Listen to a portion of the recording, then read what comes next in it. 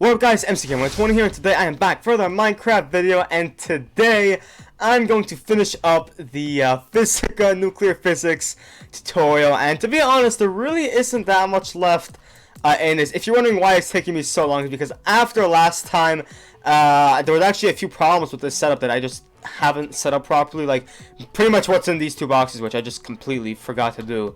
But yeah, and I just kind of sat in it for a while. I'm sorry. I should have been more responsible than to just wait on it for, like, I don't know, 2 months or whatever it's been. But yeah, anyways, here it is. And yeah, like I said, there's really not a lot. The only thing I'm here to cover, or I guess to finish covering, is the Fission Reactor, the Fusion Reactor, and the Particle Accelerator. And to be honest, one thing that I didn't know when I started making this tutorial was that the 1.16 version has a lot more features, and there's actually been a server created by for this, the collection of mods in the 1.16.2 version. So go down to the Discord. It is led by Aurelius, who is, he's the creator of the mods and the server. So if you want any info or to join the server, you can go down there, get the IP, all that good stuff. And without further ado, let's get into this. So one thing to note about these, and this is one thing that I love about the Physica mod, is that the rules are universal. What I mean by that is, I mean, it's a pretty vague way to put it, but pretty much, most reactor mods, you have to put it in a certain way, in a certain amount of blocks, and if it's one block missing, it just says invalid, and you don't know what to do, and blah, blah, blah. That's not how this works. As long as you have the general idea down, obviously, if you don't put a control rod in, or if you don't block it properly, obviously, there are certain things that if you don't do them, it'll be, catastrophic. But for the most part, it's very universal, and it's easy to learn. But pretty much, I guess I'll start with the fission reactor. The idea is, I mean, it's pretty straightforward, how a fission reactor works. You need to put uranium inside, and there's a few things you need for this to actually, A, to let it work without blowing up, and B, for the turbines to make power. So A, you have to have a control rod. Now, this is an insertable control rod. This is pretty much the easiest way of using it. Obviously, the lower or higher it is, that's how much it has an effect. So, for example, I guess, I'll just show you right now. Uranium. This is what happens when you have too many mods. Let me find uranium. Oh my god. High enriched, obviously. If you watched my last episode, you would see how to make uranium. You need to use uranium high enriched. Low enriched will work, but it's not so effective. Pretty much when you put it in, as long as it stays, and if it doesn't reach the end, you're good. If it reaches the end, well, maybe I'll show after what happens, but let's just say it won't end out good. It'll explode. Now with the insertable control rod, however much you insert it, that's where it's going to stop. So for example, right now it's at 30%, so it should be, it's still going up. 30%. Where is it gonna stop? Where is it gonna stop? Come on. Damn, it's actually going really high. I think it's no, it's still going up. I don't understand. Is it just gonna probably for the other cable? Anyways, the idea is if you leave it at a much higher, if you let the temperature go much higher, the temperature will spin at a much faster rate. And right now, they are not spinning at all. I believe the reason for this is that they are too high up. I am pretty sure that's the reason. Let's see this. Yeah, look at that. That's spinning. So obviously, don't do this mistake that I've clearly done, which I've set this up terribly.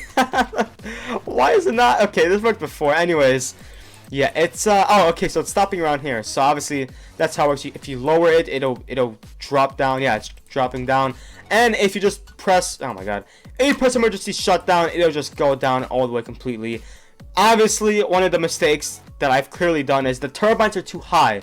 Next thing you need turbines and water. Now you need water surrounding this so the turbines can actually get the heat. If you just have a fission reactor with no water, it's not gonna work. But yeah, obviously I made a rookie mistake. I put them way too high up. It has to be either above, or you could just leave them like right next to it. Yeah, you see these are working perfectly. So yeah, but of course make sure that there's still water around it. I'm pretty sure it has to be around the the circumference. It might not have to be up top like it is over here. But yeah, and you put the uranium rod in. Obviously, you need a way to grab the power. So, I have flux ducts, the best, and a place for the power to go to, which is not working because Oh, yeah, because these are not... I put them too far away. Which is a stupid move. Don't do that. That's the basic idea of the fission reactor. It really doesn't get much harder than that. There is a way to automate this, which I'll show you when I show after I show the fusion reactor. But yeah, that's as simple as I could put it. Now, for the fission reactor, my bad. This doesn't work for the fusion reactor. For the fission reactor, there is an easier way to automate it, because if you have, 20 of these and you're on this huge, if you're on a war server, you have a huge base, and you just don't feel like, going inside and putting uranium in. There's a way to have the uranium put automatically, but you don't want to mess around with the temperature or any of that. You could do this. This is a lead casing fission reactor. I don't really know how to call it. But pretty much the idea is you could raise and lower the control rod from here. Putting in the, there's a way to also automatically feed the uranium in, which I'll show. It's in that box over there. I'll show that afterwards. But pretty much, let's say you have, let's just grab a new piece. There we go. Let's say the uranium goes in automatically, which is there. Just click like that. And I'll explain what these things are in a second. But look, oh, this is not going either. Now we have a oh, it's because this thing is. You see, when it's lowered all the way, it's not gonna work. Oh, that's a little too high. Yeah, obviously to minimize the radiation and to just be safe, it's best to not put it all the way.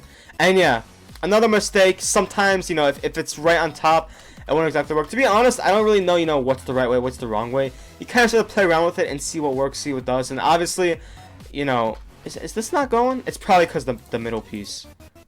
Let's see. Come on. Come on. Something wrong here? Yeah, I don't really know. I don't really know what's going on. Oh! I know, it's because the neutron capture chambers. Is that why? Yeah, that's why. Okay, so probably best not to have. Oh my god, yeah, I should have known that before. Anyways, right, of course, I think I showed this last time. If you have a wrench, which I will show you right now. Yeah, right, it doesn't matter really which mod. And you right click the middle. Yeah, now it's going. I think the neutron capture chamber was in the way. I understand it shouldn't have been in the way. Is that? I don't know. I really don't know. Oh, now it's stopped. Okay. So probably if you have too many stuff in the way of it, let me try breaking this one. Yeah, now, yeah. So you probably can't have too many stuff in the way or else it just won't get to it properly. And, by the way, this thing kicks off some serious energy. By the way, you can actually add more around this. Will it go? Oh, whoops. Will it work from here? Let's see. No. I mean, it will work from here. It should. If I go like that. No. What if I break? I broke it on this side, yeah? Let's place it here. Yeah, it works from here. So obviously, like I said, trial and error, play around with it, see how it works, see what doesn't. Whatever you do, do not do it without a control rod, and do not do it without a hazmat suit. Obviously, I'm in creative, but you have to wear a hazmat suit around this, or else this happens. Wait. Yeah, radiation, and it will get progressively worse the closer you are to it. So don't be an idiot. Don't forget your hazmat suit. Right, okay, I think, is that it for the... That's the basic principle. Of course, there are probably ways to make it more simpler that I'm just not showcasing, but that's the basic idea. That is only for energy. Oh, and another thing I forgot to point out. If you saw last time how I made deuterium, if you put deuterium inside the neutron capture chambers, it will turn into tritium, which is what you need for the fusion reactor. I'll explain how you use those in a minute, but... if you make the tritium and you put them inside the neutron capture chamber, it will slowly turn into tritium. Obviously, I don't have to, yeah. So, over time it will go. And there is a way to automate this as well, which I'll showcase after the fusion reactor. But yeah, that's how you get the tritium and tritium, which I kind of explained last time. Now, heading over to the fusion reactor, this is the juicy one. This there's no radiation involved, so you can you can have this close to your workshop, no problem. But this kicks off some serious energy. Now, for this you need two things for it to work. Same principle with the steam. You need water and steam turbines for how close they are to water. That's the same idea. However, the fusion reactor needs energy and deuterium and tritium for it to work. Now let me just grab one plainly and here we go. Show the inputs and outputs. Now from the bottom goes energy. Now obviously I'm using a creative energy cube. It really doesn't need that much. I mean, you kind of do need a lot for it to keep running, but obviously once it's going, you're going to be making so much energy off of it, it really doesn't even matter. And from the top goes into the deuterium and tritium. Now obviously, you're going to have to automate this using pipes or whatever it is.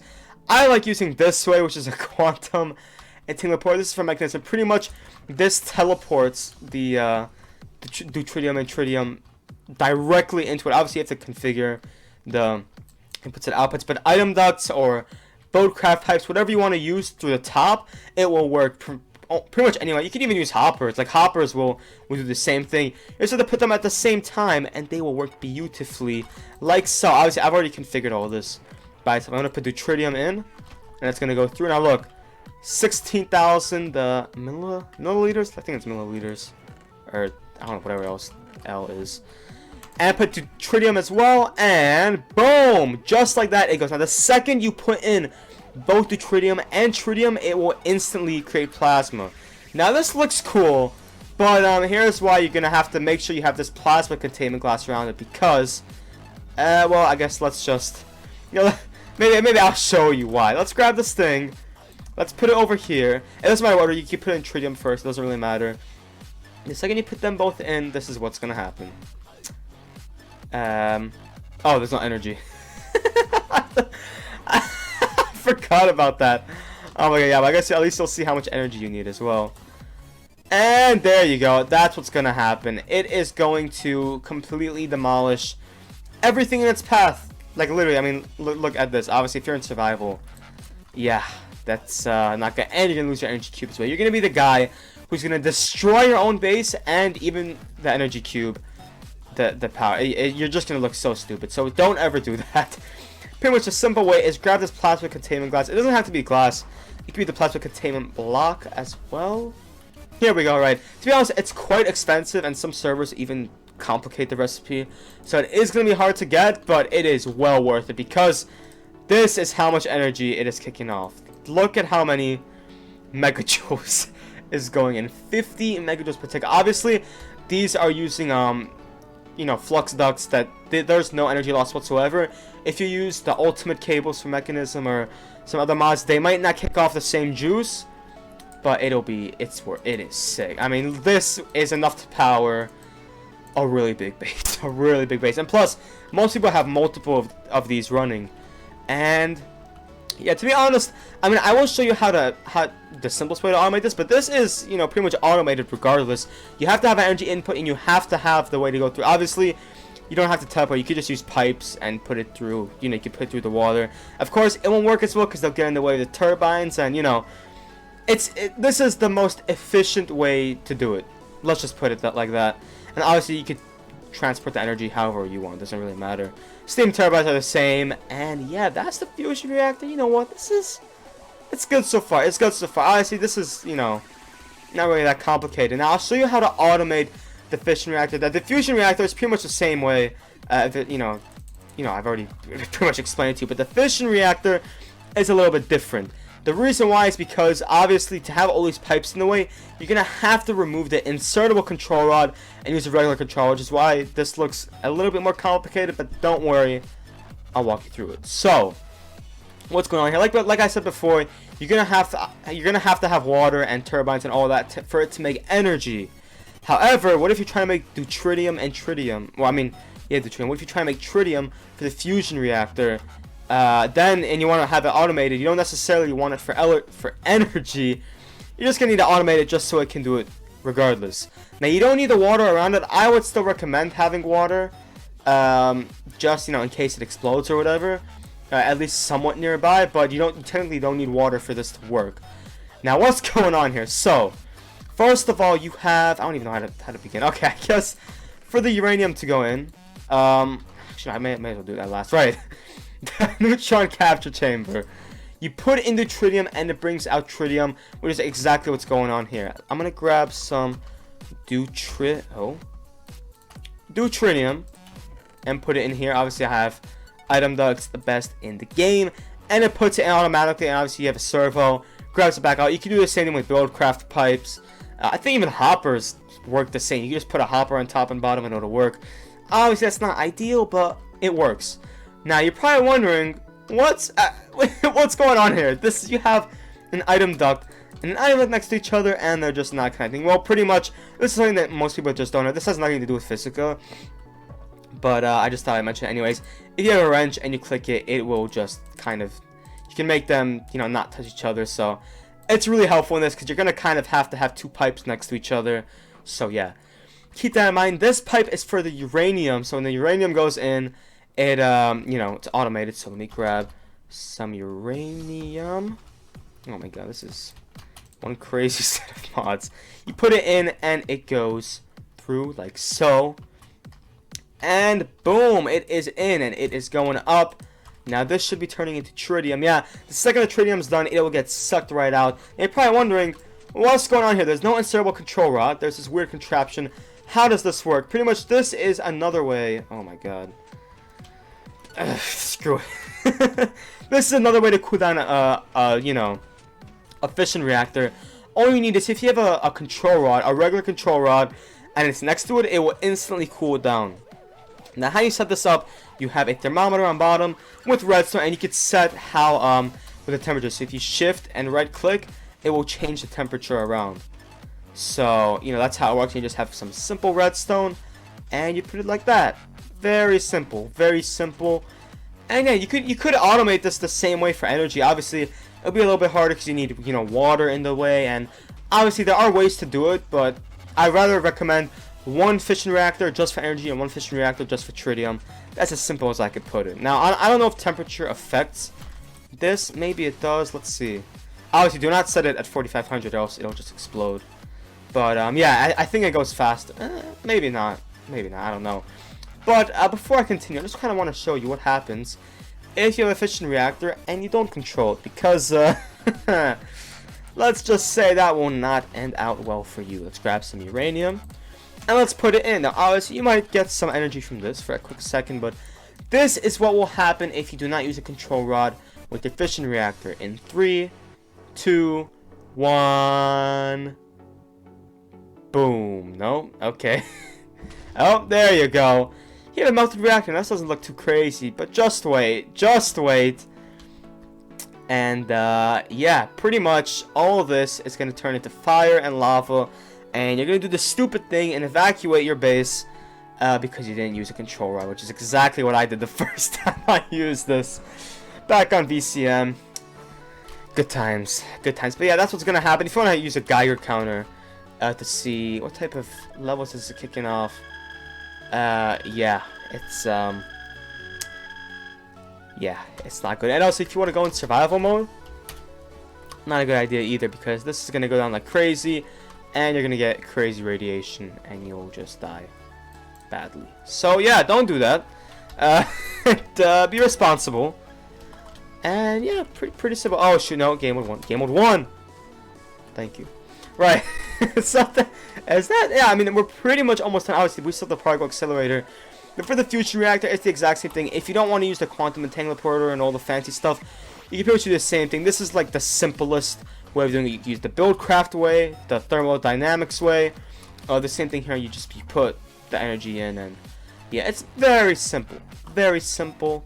And yeah, by the way, guys, if I ever leave out anything, because obviously 1.16 versions, different updates, stuff like that. If I ever miss out anything, please feel free to correct me in the comments section.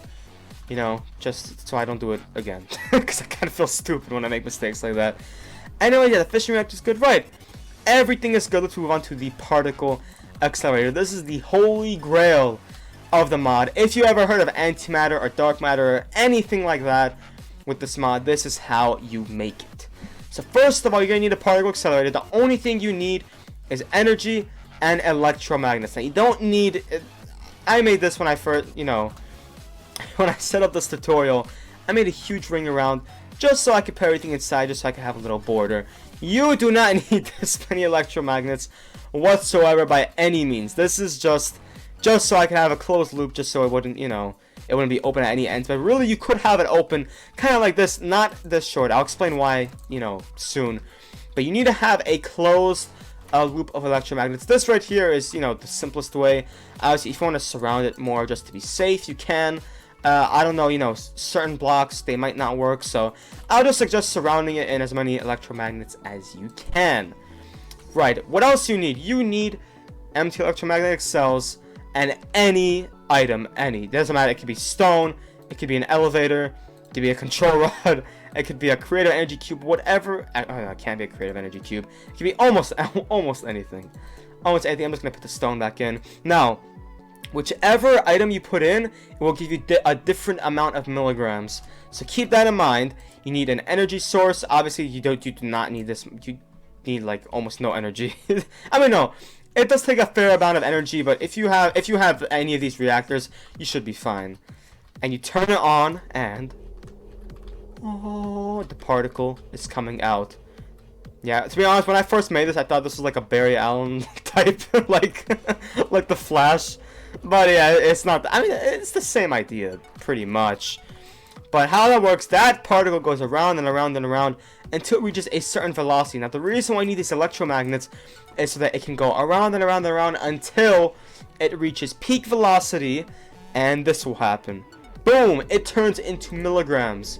Or micrograms, I don't know, whatever it is. But yeah, that's literally all you need to do for it. The reason why I said this isn't the most efficient way is because the corners slow it down, and pretty much the most simple way is to just have a long straight line, just a super long straight line, and just let it go and go and go. And yeah, that's how it works. And to be honest, I think this is already almost at the point where it will make antimatter. And then once it does that, I want to show you what else you can do with this, because you can't just make antimatter. I mean, you could, but there's another very good use for this. Now, I want it to go all the way, but while that's going, I want to show you what happens if you don't have enough electromagnets. Now, obviously, this is the same concept. We have control rods inside for whatever reason, and this is what's going to happen. It's going to come out, and where is it? Yeah, and it will explode. Just like that. I mean, you could keep doing it. You can keep wasting your energy, but it will just have no use. Now, granted, if you keep expanding it, it will go further. Like this, look. All you have to do is build more electromagnets around it, and it will keep going. Just like that. But obviously, you know, you should test it beforehand, just so you know where it is. And you have to make sure it works before you just leave it, you know, to make antimatter. And oh, I clicked just the right time. It's about to finish. Yeah, you can see there, when it slows down, that's when it hits the corners. So you should try not to do that. Oh, damn. Wait, why did it give me two? Okay, I don't know. Alright, I guess we got two antimatter. That's interesting. But yeah, that is how you get antimatter. Obviously, to make the antimatter bombs and all of that, you're going to need, where is he? You need 1 gram, and to make a gram, you need a lot of whatever. That's just simple crafting. I don't need to explain that. However, there is another use for this, to create dark matter. Now, to create dark matter, you don't use electromagnetic cells. That doesn't work. You use quantum cells, and you make that with antimatter as well, which is, you know, the same. This is the recipe for everything, right? And it's literally the same exact process. All you do is put it in. I don't know if it, we should probably take this out, but oh, this might not work. Wait a second. I'm not sure if you have antimatter already in, if it'll work. I guess we'll see right now what it will turn into. I might say dark matter. To be honest, I've never really done this legitimately, so I mean, of course I have, but I haven't finished the process. So I guess if anyone wants to test it out, you can. But yeah, and that's the simple idea. That is how you do the fission reactor, fusion reactor, and particle accelerator. Wow, this has been the hardest tutorial to prepare for ever, honestly. But you know what? I liked it. And this is a really good mod set. If there's any other mods you want me to do, anything else, it could be one of the other Physica mods. It could be whatever. Yeah, just let me know in the comment section. Make sure to join our listeners' Discord. Make sure to join my Discord. Subscribe, like, share, all that good stuff. And yeah, thank you guys so much for watching, and bye.